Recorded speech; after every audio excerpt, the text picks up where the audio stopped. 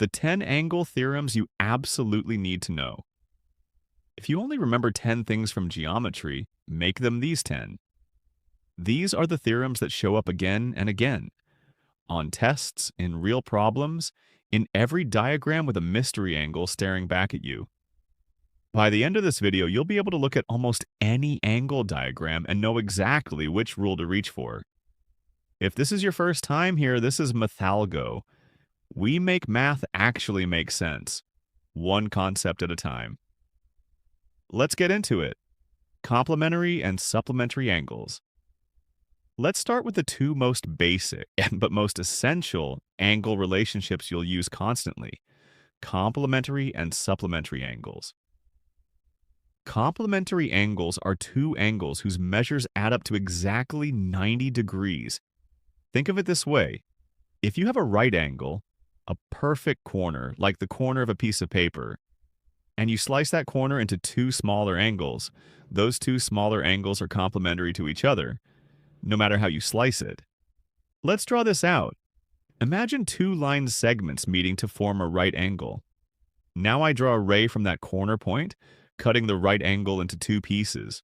I'll call the left piece angle alpha and the right piece angle b. Since alpha and b together make up the full right angle, and a right angle is 90 degrees, we know alpha plus b equals 90 degrees. Example, let's say angle b is 58 degrees, and it's complementary to angle alpha. Alpha plus 58 equals 90. Alpha equals 32 degrees. Now let's talk about supplementary angles. These are two angles whose measures add up to 180 degrees. Instead of forming a corner, supplementary angles form a straight line. Picture a straight line segment. Now pick a point somewhere in the middle of that line and draw a ray shooting off from it, splitting the straight line into two angles, alpha and b. Because they together make up a straight line, alpha plus b equals 180 degrees. Example, if one angle on a straight line is 149 degrees, the other angle alpha is alpha equals 180 minus 149 equals 31 degrees. The key visual difference to lock into your memory: complementary angles fit inside a corner, 90 degrees, and supplementary angles fit along a straight line, 180 degrees. Get that image right and you'll never mix them up again. If little tricks like this are clicking for you, this is exactly the kind of thing we cover every week on Mathalgo. Short, clear breakdowns that actually stick. Sum of angles in a triangle and other polygons. This is probably the single most used rule in all of geometry. The three interior angles of any triangle always add up to 180 degrees. Doesn't matter if it's a skinny triangle, a wide triangle, a right triangle, an equilateral triangle. Always 180. Example, suppose a triangle has two known angles, 64 degrees and 82 degrees, and we need to find the third angle, alpha. Alpha equals 180 minus 64 minus 82 equals 34 degrees. Now, what if we're not dealing with a triangle, but a polygon with more sides? A pentagon, a hexagon, an octagon. There's a formula that handles all of them. N minus 2 times 180 degrees. Here, n is simply the number of sides the polygon has.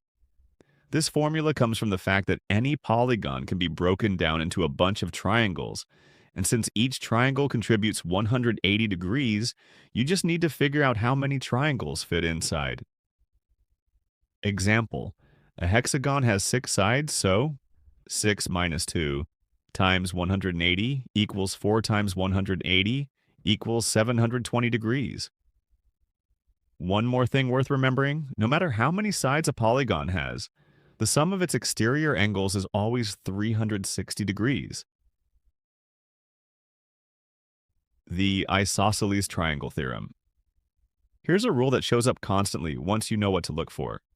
If two sides of a triangle are equal in length, then the angles opposite those two sides are also equal, Picture a triangle with vertices A, B, and C. If side AB and side CB are marked as equal, usually shown with little tick marks, then the angles across from those sides, angle A and angle C, must be equal to each other too. Example, let's say the two equal sides create two base angles and one of them is 48 degrees.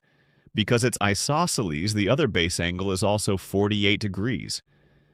To find the third angle, alpha, at the top of the triangle, alpha equals 180 minus 48 equals 84 degrees. The exterior angle theorem. This next one is a huge time saver. The exterior angle of a triangle is equal to the sum of the two interior angles that are not adjacent to it.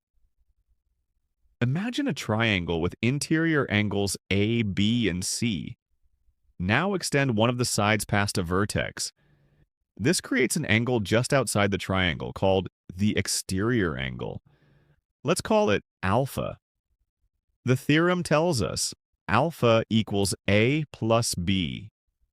Example, suppose the exterior angle is 125 degrees, and one of the non-adjacent interior angles is 55 degrees.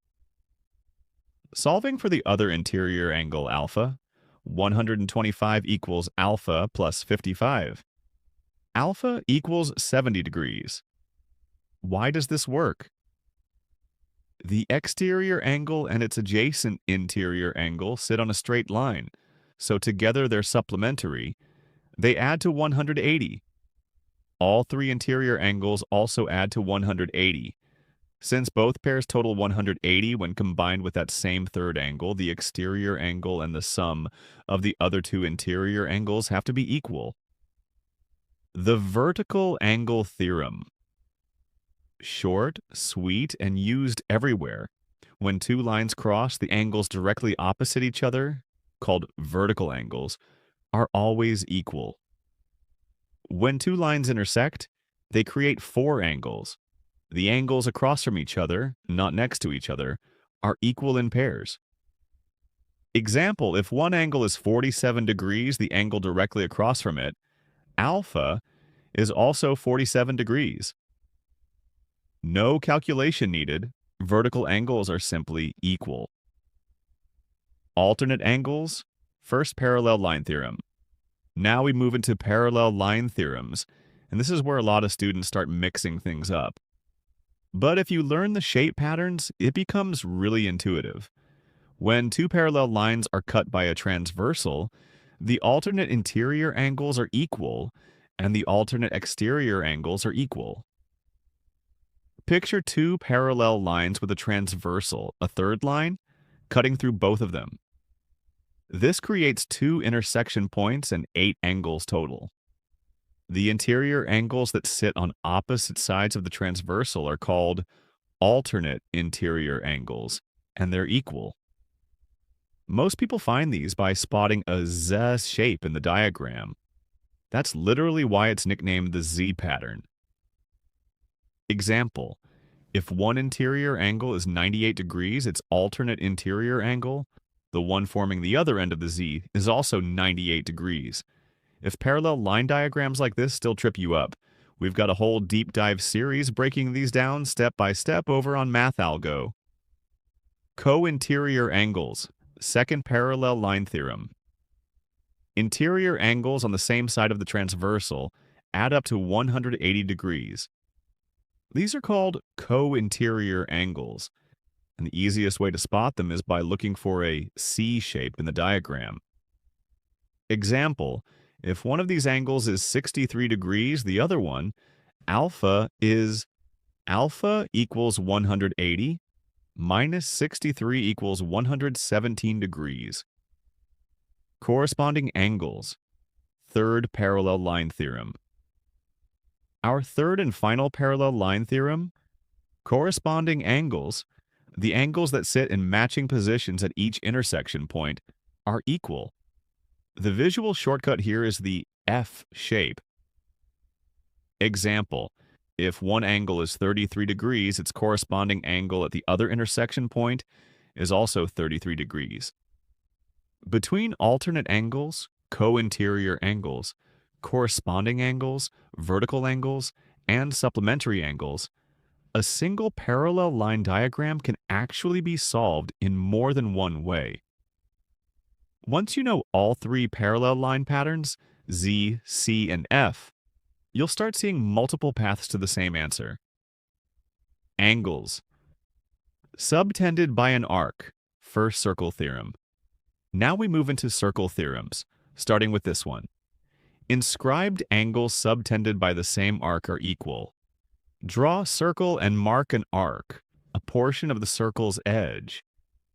If you pick any point on the rest of the circle's circumference and draw two lines to the endpoints of that arc, you create an inscribed angle. No matter which point you pick, as long as the angle is subtended by the same arc, the angle will always come out the same. Example, if one inscribed angle subtended by an arc is 52 degrees, any other inscribed angle subtended by that same arc, alpha, is also 52 degrees. There's a closely related rule worth mentioning here too. An angle inscribed in a semicircle is always 90 degrees.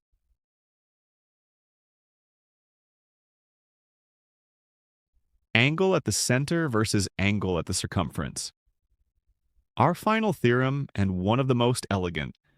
The angle that an arc creates at the center of a circle is exactly double the angle that same arc creates at any point on the circumference. Central angle equals 2 times inscribed angle. Example, if the central angle is 158 degrees, the inscribed angle alpha on that same arc is alpha equals 158 divided by 2 equals 79 degrees. This is a beautiful rule because it connects two totally different looking angles, one at the very center of the circle, one way out on the edge, through one simple ratio. And that's all 10. If you can recognize these 10 relationships on sight, there's genuinely almost no angle diagram that can stump you. If this helped you, do us a favor and follow Mythalgo.